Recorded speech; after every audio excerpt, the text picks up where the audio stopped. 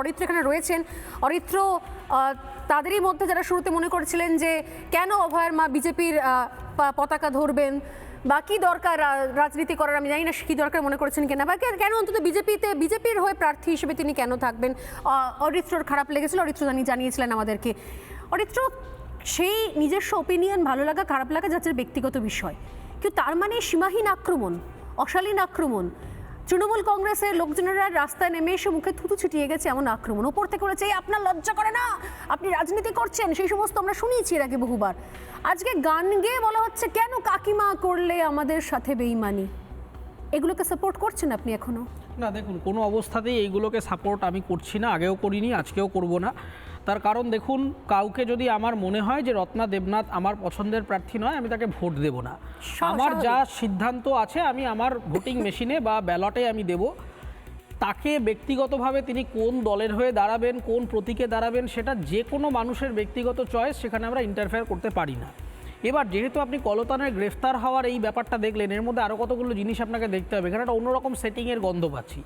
দেখুন, এই কলতান দাশগুপ্তের প্রথম অডিও ক্লিপটা পুলিশ কিন্তু ভাইরাল করেনি। কে করেছিল? কুণাল ঘোষ। কুণাল ঘোষ আজকে দেখুন প্রার্থী। কুণাল ঘোষ এই ক্লিপটা ভাইরাল করার পরে তারপরে পুলিশের বিরুদ্ধে অ্যাকশান রুজু করলো এবং গ্রেফতার হলো। তারপরে কে কলতানকে বাঁচাতে চলে গেল হচ্ছেন বিকাশ রঞ্জন ভট্টাচার্য, এবং তিনি জামিন পেয়ে গেলেন। এবং সেই সময় একটা ক্যাম্পেন আবার ক্যাম্পেন একটা স্লোগানিং শুরু হয়েছিল যে কপিল সিবাল সহ নাকি 25-30 জন অ্যাডভোকেট নাকি দাঁড়িয়ে পড়ছে স্টেট গভর্নমেন্টের হয়ে। অথচ আপনি কলতান দাশগুপ্তের অর্ডার কপি দেখবেন, বিকাশ রঞ্জন ভট্টাচার্যের জুনিয়রদের মধ্যে গোটা ব্যাচ ধরে দাঁড়িয়ে পড়েছিল জামিন করানোর জন্য। তার মধ্যে সায়ন ব্যানার্জি থেকে, সব্যসাচী বাবু থেকে, ফিরদৌস শামীম থেকে গোটা ব্যাচ, মানে বিকাশ রঞ্জন বাবু একা দাঁড়ালে যে মামলা 2 মিনিটে জামিন হয়ে যায়, সেখানে সবাই দাঁড়িয়ে পড়েছিল। তখন যখন আমি ফেসবুকে লিখেছিলাম যে আপনারা কপিল সিবাল আর তৃণমূলকে নিয়ে যখন বলেন যে 30 জন কেন অ্যাডভোকেট দাঁড়িয়ে যাচ্ছে সুপ্রিম কোর্টে অভয়ার মামলায়, ওই আপনারা নিজেরা এতজন দাঁড়িয়ে পড়লেন কেন? তখন আবার স্লোগানটা বদলে গেল। আসলে দেখুন, এই যে বেইমানি কথাটা প্রয়োগ করা হচ্ছে, এই বেইমানি কে কার সাথে করেছে? অভয়ার বিচারের দাবিতে আমি আমার সপরিবারে সেই দিন রাত্রেবেলা হেঁটেছিলাম।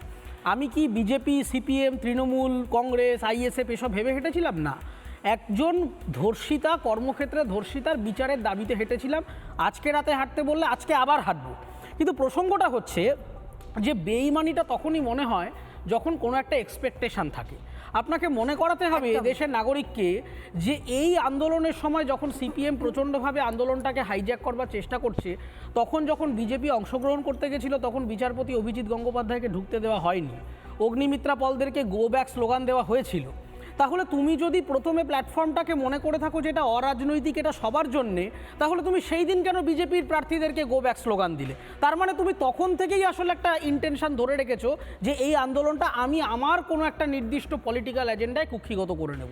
এবং আপনি স্ট্র্যাটেজিক্যালি যদি পানিহাটির, আমি নিজে পানিহাটির ভোটার তাই আপনাকে বলছি, আপনি গোটা ক্যাম্পেইনটার মধ্যে যত দিন যাচ্ছে আলোচনার মধ্যে থেকে আসলে পানিহাটির যে ইস্যুগুলো, মানে ওখানে মিউনিসিপ্যাল করাপশন, আবর্জনা, এই নির্মল ঘোষ এবং তার পারিবারিক যে ঘোটালা রয়েছে, আপনি সমস্ত দেখুন দুর্নীতি ফুর্নীতি চেপে গিয়ে সকাল থেকে রাত পর্যন্ত তিলোত্তমার অভয়ার বিচার চাই, তিলোত্তমার অভয়, এই নিয়ে রাস্তা স্লোগান ইত্যাদি ইত্যাদি।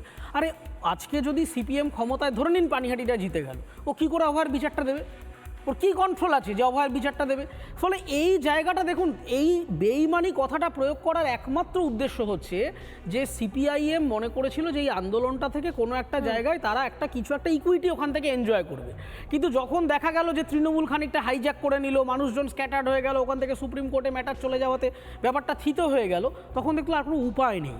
এখন উপায় নেই বলে এখন এইটাকে আবার ওই পুরনো চাল ভাতে বাড়ে থিওরিতে, দেখুন একটা সিম্পল ব্যাপার, পুরনো চাল কি ভাতে, মানে ভাতে বাড়বে বা আদৌ কি অ্যাডভান্টেজ হবে না হিতে বিপরীত হবে? আমি এই আন্দোলনের একজন অ্যাক্টিভ পার্টিসিপেন্ট এবং আমি ওই ট্রায়ালে ফিজিক্যালি উপস্থিত থেকেও বলছি, যদি অভয়ার বিচার নিয়ে যদি কথা হয় যে অভয়ার বিচারটা কে সব থেকে বেশি আঘাতপ্রাপ্ত এবং কে চাইতে পারে, তাহলে রত্না দেবনাথ ছাড়াই অধিকার আর কারণ নেই।